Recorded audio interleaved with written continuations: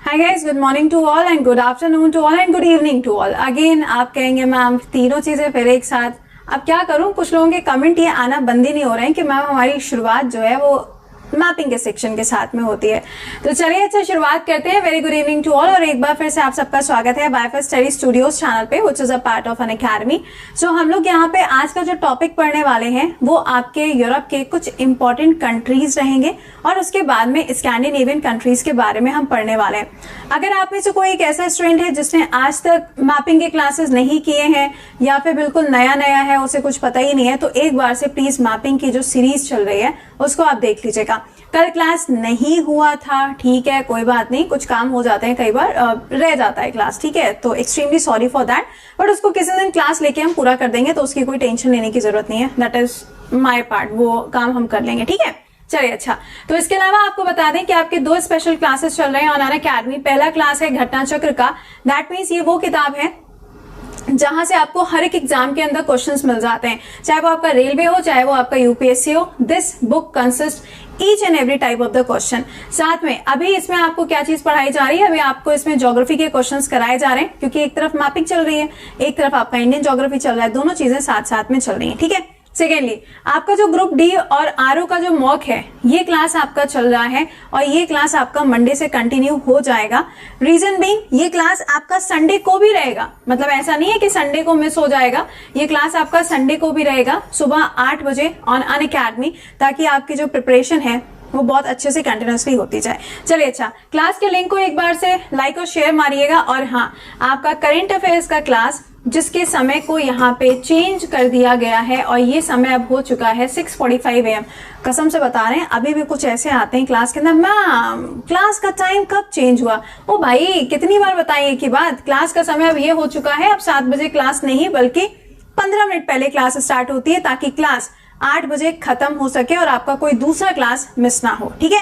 चलिए अच्छा, तो यहां से करते हैं क्लास की शुरुआत। और सबसे पहली चीज जो हमें पता होनी चाहिए वो क्या है, यूरोप के बारे में। देखो, हम लोगों ने कई बार पढ़ा हुआ है बाल्टिक नेशंस के बारे में या फिर बाल्टिक सी के बारे में। यूजुअली पेपर हमसे क्या पूछता है, पेपर में कहा जाता है आपको कंट्रीज के नाम दे दिए जाएंगे, बोला जाएगा कि इसमें से कौन सी कंट्री है जो कि बाल्टिक नेशंस में आती है, ठीक है। तो पहले तो आप मुझे आंसर करके ये बताओ कि जब मैं आपसे यूरोप बोल रही हूं तो यूरोप की जो लोकेशन है वो कौन सी दो वाटर बॉडीज के बीच में आएगी, मतलब ऊपर के साइड पे कौन सी वाटर बॉडी होगी और यूरोप के नीचे के साइड में कौन सी वाटर बॉडी होगी। फटाफट से कमेंट सेक्शन में आंसर मारना, ठीक है।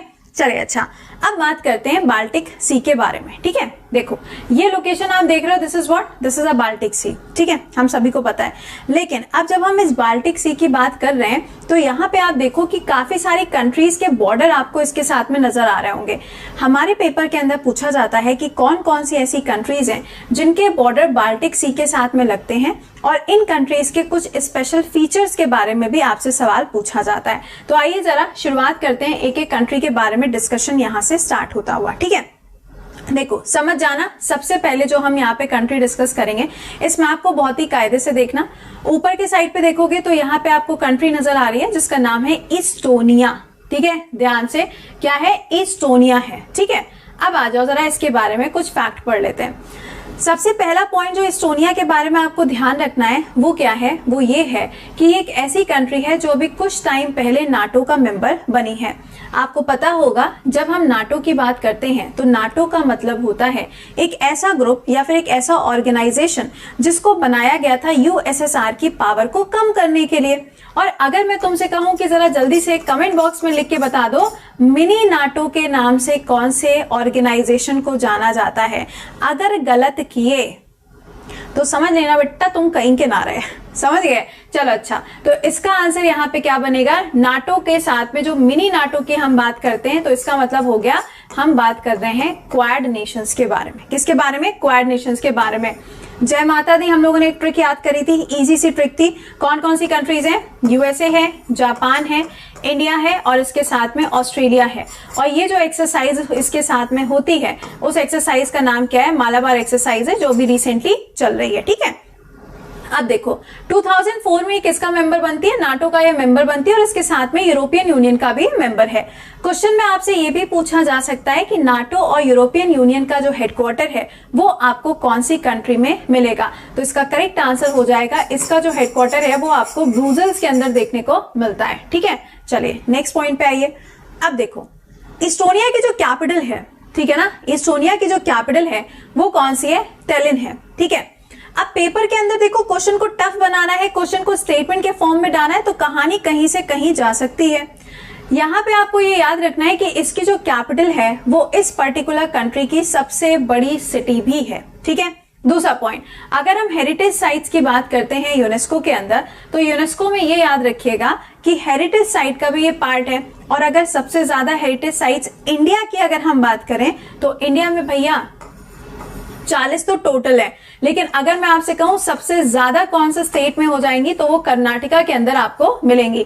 एक क्वेश्चन का आंसर कर दो, पूरे वर्ल्ड में कौन सी ऐसी कंट्री है जहां पे आपको सबसे ज्यादा यूनेस्को की साइट्स देखने को मिलती हैं। देखो जितने क्वेश्चन तुमसे पूछते जाते हैं ना, फटाफट से कमेंट बॉक्स में आंसर छापते जाया करो, ताकि आपका जो कॉन्सेंट्रेशन है ना वो क्लास में बना रहा करे, वरना आधे तो शाम की चाय होगी भाई तेरी, भाई कॉफी वॉफी क्यों नहीं पीते हो, थोड़ा सा अच्छा लगेगा, वरना तो यही चिट चैट तुम लोग की चलती है ना। तो थोड़ा सा कंसंट्रेशन के साथ में चीजों को पढ़ लिया करिए। ओके, अगला सुनिएगा, यहीं पर आपको एक और शहर देखने को मिलता है जिसका नाम है तारतू। अजीब सा नाम है आई नो, बट इसका नाम क्या है, तारतू है, और ये एक काफी इंपॉर्टेंट पोर्ट है। क्या है, पोर्ट है। जब हम पोर्ट की बात करते हैं तो इंडिया के रिस्पेक्ट में आपको मालूम है कि लोथल पोर्ट है। ठीक है, सबसे ज्यादा इंपॉर्टेंट कहां पर है, ये आपको गुजरात के अंदर देखने को मिलेगा, और इंडस वैली सिविलाइजेशन के टाइम से इसका जो नाम है वो आपके लिए इंपॉर्टेंट रहता है। सेकेंडली, लोथल जो है ना, यहाँ पे भी क्या हो रहा है, मल्टी लेवल पर एक म्यूजियम डेवलप किया जा रहा है इंडिया के अंदर। फिलहाल ये याद रखिएगा कि this is what, this is a port. अच्छा, दूसरी कंट्री के बारे में बात करते हैं, और जो दूसरी कंट्री है वो कौन सी है, देखो इसका मतलब एक तरीके से अगर आप देखो तो पहले मैं आपसे इससे क्वेश्चन पूछूंगी, मुझे ये बताओ अभी रिसेंटली कोई एक ऐसा ऑर्गेनाइजेशन था ना, कुछ ऐसा कुछ तो था जिसने अपना एक सेंटर यहां पर खोला था, क्या था वो, कमेंट बॉक्स में छापो। देखिएगा यहाँ पे हम बात करने जा रहे हैं लिथुआनिया के बारे में, जिसकी कैपिटल आप देख सकते हो क्या है, विल्नियस इसकी कैपिटल है। और यहाँ पे अगर आप देखें तो यहाँ से होते हुए एक रिवर जा रही है। आज तक वैसे इसके ऊपर कोई सवाल पूछा नहीं गया है। देखिए यहाँ पे अगर क्वेश्चन को थोड़ा टफ बनाना होगा तो दे कैन आस्क यू कि इस पर्टिकुलर कंट्री की कैपिटल क्या है, आप ये इजीली आंसर कर लोगे। लेकिन अगर तुमसे ये पूछा जाता है कि ये बताओ कि ये जो आपको कैपिटल नजर आ रही है, ये कैपिटल कौन सी नदी के किनारे पर है, तो नीरस नाम की एक रिवर है जिसके किनारे आपको इसकी लोकेशन मिलेगी। अब आइए जरा इसके कुछ फैक्ट्स जानते हैं। पहला पॉइंट, लिथुआनिया की अगर हम बात करें तो ये भी यूरोपियन यूनियन का मेंबर है और इसके साथ में ये नाटो का भी मेंबर है। आप सोच रहे होगे कि मैम बार बार आप ये क्यों बता रही हो कि इसका मेंबर है वो उसका मेंबर है। देखो क्या होता है, पूरे यूरोपियन यूनियन में अगर आप देखोगे तो आपको पता है 27 कंट्रीज के बारे में हम बात करते हैं, ठीक है। और अगर ब्रेक्सिट की बात आती है तो भी आपको पता है ब्रेक्सिट का मतलब क्या है। ब्रेक्सिट का मतलब है कि जब ब्रिटेन जो है वो यूरोपियन यूनियन से बाहर हुआ था। कब हुआ था, 2020 की बात है। तो ये कॉन्सेप्ट्स आपसे पेपर के अंदर पूछे जाते हैं कि ये पर्टिकुलर कंट्री क्या यूरोपियन यूनियन की या फिर नाटो की मेंबर है, तो इसलिए यहाँ पे आपको ये पॉइंट्स मिल रहे हैं। कैपिटल क्या है वो मैंने आपको बता दिया। अच्छा, इसके बारे में कुछ और इंपॉर्टेंट है क्या, देखिए जेरूसलम, मालूम है ना, सबको पता है जब भी इजराइल की बात आएगी तो जेरूसलम का नाम हमेशा आता है। जेरूसलम इज अ प्लेस जो कि यहाँ पे बहुत ज्यादा होली प्लेस मानी जाती है, ज्यूज के लिए भी और क्रिश्चियंस के लिए भी। तो ये पर्टिकुलर जगह जो है इसे बोला जाता है जेरूसलम ऑफ लिथुआनिया। अगर तुमसे पूछा जाए Jerusalem is a capital of, आप सिंपली आंसर करोगे कि इजराइल की कैपिटल है। लेकिन अगर आपसे पूछा जाता है कि इंडिया जो है वो कौन सी जगह को इजराइल की कैपिटल मानता है, तो आप आंसर करेंगे टेल अवीव। क्या नाम है इसका, Tel Aviv is the correct answer. और ये जो टेल अवीव है ना, ये मालूम है ना, this is what, this is a important port. ये एक बहुत ही इंपॉर्टेंट बंदरगाह है जिसका बॉर्डर किसके साथ में शेयर होता है, तो इसका जो बॉर्डर है वो भूमध्य सागर यानी कि मेडिटेरेनियन सी के साथ में इसका बॉर्डर शेयर होता है, ठीक है।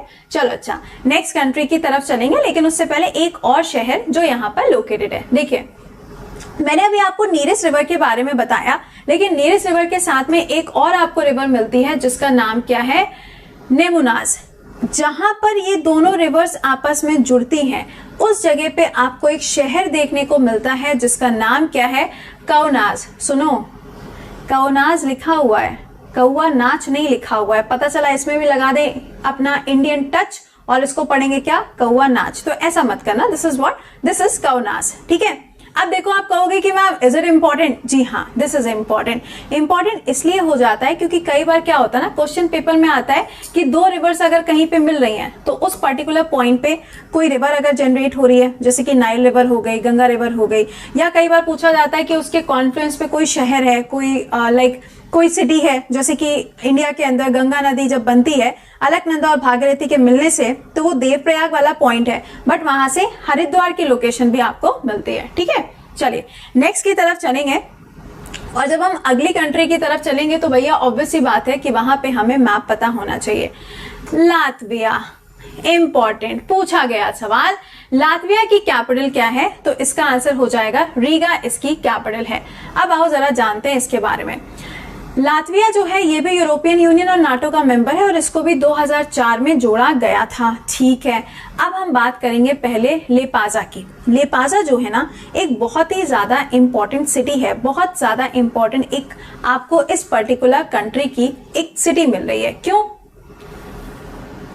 क्या है? आइस फ्री पोर्ट है। आइस फ्री पोर्ट का मतलब क्या होता है? देखो, कई बार ऐसा होता है ना कि जब हम पोर्ट्स की बात करते हैं, जब हम बंदरगाह की बात करते हैं, तो इंडिया में तो ऐसा कोई पोर्ट है नहीं जहां पे बर्फ जम जाए, लेकिन जितनी कंट्रीज ऐसी हैं जहां पे आपको आर्कटिक ओशियन की लोकेशन मिलती है, या फिर अगर कुछ कंट्रीज ऐसी हैं जहां पर आपको बहुत ही ज्यादा चिलनेस मिलती है, यानी कि टेम्परेचर -70, -71, सोच के ही अच्छा लगता है ना। तो ये वो कंट्रीज हैं आपके सामने, आप देख सकते हैं ऊपर के साइड पे फिनलैंड नजर आ रहा है ना, और इसके जस्ट ऊपर क्या हो जाएगा? आर्कटिक ओशियन होगा। तो यहाँ पर ये जो आपको कंट्री नजर आ रही है, इस जगह पर क्या होता है, जो पोर्ट्स हैं, यहाँ पे जो पोर्ट्स हैं, इन पोर्ट्स पे क्या नहीं होती है? आइस नहीं होती है। ठीक है, कोई बता सकता है कि ऐसा क्यों होता है? अगर कोई बता दे तो सच्ची बता रहे हैं, वो ज्योग्राफी में एक्सपर्ट है। एक बार कमेंट बॉक्स के अंदर आंसर करके बताओ कि व्हाई इज इट सो, इस पर्टिकुलर जगह पर आपको आइस का एरिया क्यों नहीं मिलता है? यहाँ पे इस पर्टिकुलर जगह पर जो पोर्ट है वहां पे आपको आइस नहीं मिलती। देखिए जरा कौन यहाँ पे इस बार इस पर्टिकुलर क्वेश्चन का आंसर देगा। और ये मत सोचना कि मैम कमेंट नहीं देखती हैं या मैम मैसेज नहीं पढ़ती हैं। मुझे जब टाइम मिलता है, रात में अगर मेरी फाइल बनते बनते 12:30 भी हो जाता है, तो 12:30 बजे के टाइम पे मैं आप लोगों की लाइव चैट जरूर से एक बार रीड करती हूँ। तो ये मत सोचा करो कि मैम ने क्लास रिकॉर्ड कर दिया है, मैम ने छुट्टी पा ली है, ऐसा नहीं होता है। ये कोई सरदर्द थोड़ी ना है क्लास लेना, ये तो मेरी रिस्पॉन्सिबिलिटी है, क्योंकि मैंने आपसे प्रॉमिस किया था कि इस टॉपिक को किया जाएगा, तो कम से कम इसीलिए लाइक और शेयर कर दिया करो। ठीक है, चलो अच्छा, अब आते हैं यहाँ पे पॉइंट पे बात करते हैं। इसके जितने भी आपको पोर्ट्स मिलेंगे वहां पे आपको आइसी एरिया नहीं मिलता है। आंसर आज तुम बताओ, नहीं बता पाओगे तो अगले वाले क्लास में हम बताएंगे। देखिएगा, known as city where the winds is born, इसको यहाँ पर एक और नाम से जाना जाता है कि इस पर्टिकुलर जगह पे जो विंड्स है, यानी कि जो हवाओं का मूवमेंट होता है, वो भी आपको बहुत ही ज्यादा तेजी से देखने को मिलता है, जिसकी वजह से इसको क्या बोला जाता है? The city where the wind is born. ठीक है, आइए जरा बात करते हैं रीगा के बारे में। मैंने अभी आपको बोला दिस इज अ कैपिटल, तो क्या इसका कोई स्पेसिफिक फीचर है? नहीं, इसका कोई अलग से स्पेसिफिक फीचर नहीं है। सिंपली ये क्या हो जाएगा? बिगेस्ट सिटी है, सबसे बड़ा ये आपको शहर देखने को मिलता है। ठीक है, अच्छा, अब हम आगे की तरफ चलेंगे और यहां से देखेंगे माउंटेन्स के बारे में कि कौन कौन से इंपॉर्टेंट माउंटेन रेंजेस हैं जो आपको यूरोप के अंदर मिलेंगे। मैं आज आपको यहाँ पे इस मैप में समझा दूंगी, ताकि जो हमारा अगला वाला क्लास होगा वहां पे आपको हर एक माउंटेन के बारे में और भी ज्यादा डिटेल स्टडी मिलेगी। ठीक है, तो आज हम पहले इस मैप से समझ लेते हैं कि कौन से पॉइंट्स हमारे लिए इंपॉर्टेंट है। देखो, तुम लोग का फेवरेट जिसके ऊपर हमेशा तुम्हारा रोना रहता है, मैम स्कैंडिनेवियन कंट्रीज कौन सी होती हैं, काय को होती हैं? सुनो, इस पर्टिकुलर जगह पे आप देखोगे तो यहाँ पे आपको एक माउंटेन मिलता है जिसका नाम क्या है? Scandinavian mountain.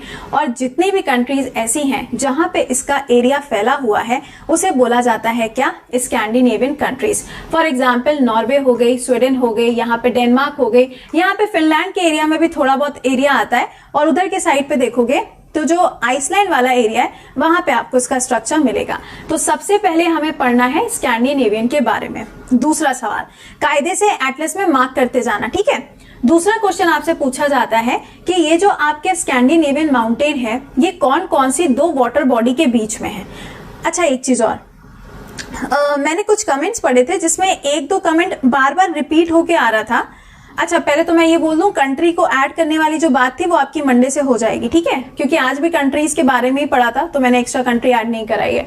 हाँ, किसी बच्चे ने बोला था कि मैम इंग्लिश के जो शब्द हैं उनका प्रयोग कम किया करिए। अच्छा, धन्यवाद। कल से बोलेंगे अपना नाम बदल ले, कल से इसको बोलेंगे कि कल से अपना नाम क्या रखे, बाल्टी सागर। ए भाई, मतलब कुछ भी जो जैसा शब्द है वो वैसे ही बोला जाएगा, उसे हम क्रिएट थोड़ी ना कर सकते हैं। तो क्या फालतू की बातें करते हो। इतनी देर में तो तुमको जगह याद हो जाएगी जितनी देर में तुम समय लगाते हो ये लिखने में कि मैम हिंदी वाले वर्णों हिंदी वाली वर्णमाला का प्रयोग ज्यादा किया करें, ठीक है। उतनी देर में तो कहानी सेट हो जाएगी तुम्हारी। चलो, अच्छा, अब देखो स्कैंडिनेवियन माउंटेन की अगर आप बात करोगे तो ये आपको दो सी के बीच में मिलेगा। कौन कौन से? इधर हो गया बाल्टिक, इधर हो गया नॉर्थ सी। दोनों के बीच में आपको स्कैंडिनेवियन का एरिया जो है वो नजर आ रहा है। सपोज करो ये ऑप्शन में नहीं है, आप क्या करोगे? बत्ती गुल? नहीं, बत्ती क्यों गुलोगी यार। यहाँ पे नॉर्थ सी दिख रहा, ऊपर की तरफ क्या है? आर्कटिक ओशियन है, तो आर्कटिक ओशियन और नॉर्थ सी आंसर हो जाएगा। सिंपल है। सवाल का जवाब करेंगे तो ये ध्यान दीजिएगा कि आपको ऑप्शन में क्या पूछा गया है। दूसरा सुनिएगा, यूरल माउंटेन, वेरी इंपॉर्टेंट। आपको मैंने करोड़ों बार ये चीज बता दी है कि जब हम यूरल माउंटेन की बात करते हैं, और हाँ एक चीज और, सॉरी टू इंटरप्ट, मेरी किसी भी बात को दिल पे मत लिया करो। कुछ ऐसे होते हैं, ओ मैम आप ऐसे कैसे बोल सकते हो, तो यार दिल विल पे मत लिया करो। ये तो बस मैंने ऐसे ही बता दिया कि इन सब चीजों को सोचने की बजाय आप उस टाइम को कंज्यूम कर सकते हो, अपने लिए कुछ नया सीख सकते हो, ठीक है। चलिए, तो यूरल माउंटेन की जब हम बात करेंगे तो ये यूरोप और एशिया के बीच में आपको मिलता है। मैं आपको ये बता चुकी हूँ, इसके बारे में दोबारा से कोई डिस्कशन नहीं करेंगे। नेक्स्ट देखो, यहाँ पे आपको मिलेगा कैकस माउंटेन और इसके जस्ट ऊपर आपको एल्ब्रोस की लोकेशन देखने को मिलती है। मैंने आपको पढ़ाया हुआ है कि यूरोप का जो हाईएस्ट पीक है वो है माउंट एल्ब्रोस, ठीक है। तो इसकी लोकेशन कहाँ मिलेगी? आपको इस जगह पर मिलेगी। और ये जो माउंट कैकस लिखा हुआ है, ये नीचे के साइड पे जो आपको कंट्री मिल रही है वो टर्की है। और यहाँ पे अगर आप देखोगे तो ये कंट्री कौन सी आएगी? यूरोप की कंट्री है। पेपर में सवाल पूछा जाता है कि ये बताइए कौन सा ऐसा माउंटेन है जो टर्की, ध्यान से सुनना, जो टर्की और यूरोप के बीच में है। क्यों? क्योंकि टर्की को तो कहा जाता है सिक man of the what? Europe. और टर्की का जो एरिया है इस्तांबुल वाला वो यूरोप का हिस्सा है, और टर्की का जो मैक्सिमम पार्ट है वो एशिया का हिस्सा है। यानी कि टर्की जो है वो दोनों कॉन्टिनेंट के अंदर लोकेटेड है, ठीक है। अब यहाँ पे पूछा गया यूरोप और टर्की के बीच में कौन सा माउंटेन है? ऑप्शन में एल्ब्रोस है तो एल्ब्रोस मार्क करो, एल्ब्रोस नहीं है कैकस माउंटेन है तो कैकस माउंटेन मार्क करो। जैसा ऑप्शन दिया उसके हिसाब से आंसर मार्क करके आइएगा, ठीक है। अच्छा, अगला देखिएगा, कार्पेंथेरियन माउंटेन। ये एरिया माउंटेनियस बहुत ज्यादा नहीं है, लेकिन ज्यादा यहाँ पे प्लेट्यू वाला एरिया मिलता है। और यहाँ पे आपसे सवाल रेयर केस में बनता है। अच्छा, सवाल बनेगा तो क्या बनेगा? यहाँ पे यार दो रिवर्स की लोकेशन आप देख सकते हो, दो नदियां आपको मिलेंगी। ये कौन सी है? ये है नेस्टा, और ये कौन सी है? डेनूब रिवर। इन दोनों की लोकेशन यहाँ से होते हुए जाती है। अदरवाइज यहाँ से कोई सवाल आपके पेपर में नहीं आता है, आप इसको स्किप कर सकते हो। अगला और जहां से क्वेश्चन पूछा जाता है that is Alps mountain range. Alps mountain range का जो मैक्सिमम हिस्सा है वो आपको कहां पर मिल रहा है? ये स्विट्जरलैंड और इटली वाला जो एरिया है, ऐसा नहीं है कि इसका एरिया फ्रांस में टच नहीं करता है, फ्रांस में भी टच करता है, बट जो मैक्सिमम एरिया है वो आपको कहाँ मिलेगा? स्विट्जरलैंड और इटली के अंदर मिलेगा। अभी जब हम पढ़ाएंगे आगे इनके बारे में डिटेल तब आपको पता चलेगा, ठीक है। अगला माउंट प्लैंक, ये कहाँ है? ये फ्रांस के अंदर मिलेगा। ये वही जगह है जहां पे मोदी जी ने एक बार विजिट भी करी थी और यहाँ पे कुछ सोल्जर्स के मेमोरियल बने हुए थे, वहां पे वो गए भी थे, ठीक है। तो ये जगह अपने आप में इंपॉर्टेंट है कि कौन सी कंट्री के अंदर लोकेटेड है। अगला सवाल पूछा जाएगा, पायरेनीज माउंटेन। सवाल पूछा जाता है कि पायरेनीज माउंटेन जो है वो कौन कौन से देशों के बीच में लोकेटेड है। अब ये क्या है? ये है फ्रांस, और यहाँ पे देखोगे तो क्या है?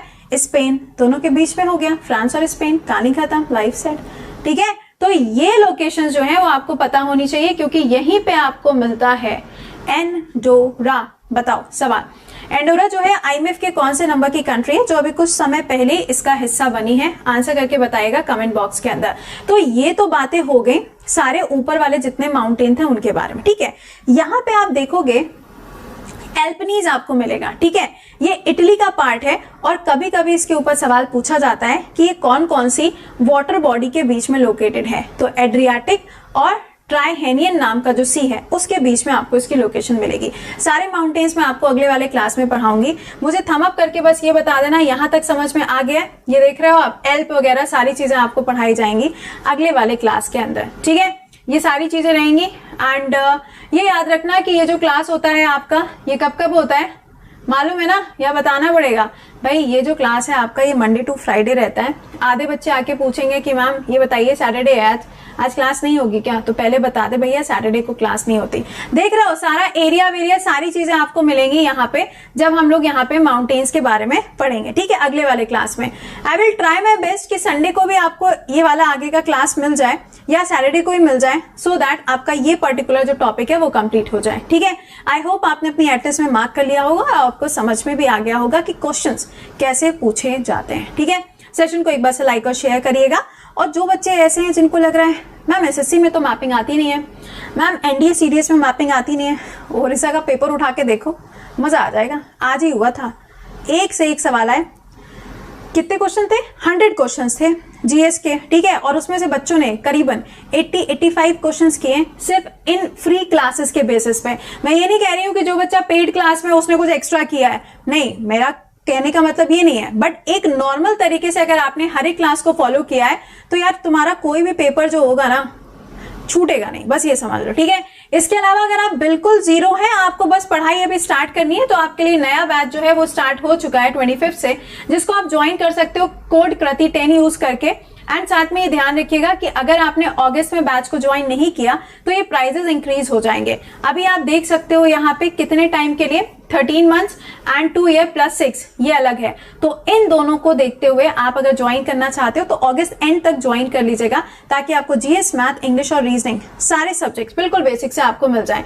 इसके अलावा आपका ये टेस्ट होता है हर संडे को दोपहर में 12 बजे, जहां पे आपको अटेंड करना होता है। और अब आपसे मुलाकात करेंगे कल सुबह 6:45 AM पे। और हाँ, कल सुबह 5 बजे वाला क्लास भी रहेगा जिसमें आपका स्पेस मिशन रहेगा, ठीक है। स्पेस मिशन कह लो या डिफेंस कह लो, दोनों को मिला के मैंने एक क्लास कर दिया है रिकॉर्ड, तो वो क्लास आपको कल सुबह 5 बजे मिल जाएगा, ठीक है। और मंडे से अपनी क्लासेस एज इट इज चलेंगे, उसमें कोई चेंजेस नहीं होगा। तो चलिए मिलते हैं आप लोगों से। टिल देन खुश रहिए, मुस्कुराते रहिए, पढ़ते रहिए, रिविजन करते रहिए जब तक सिलेक्शन नहीं हो जाता। और सिलेक्शन के बाद भी पढ़ाई कोई नहीं रोकता है, ठीक है। चलो मिलते हैं, till then bye bye and take care guys.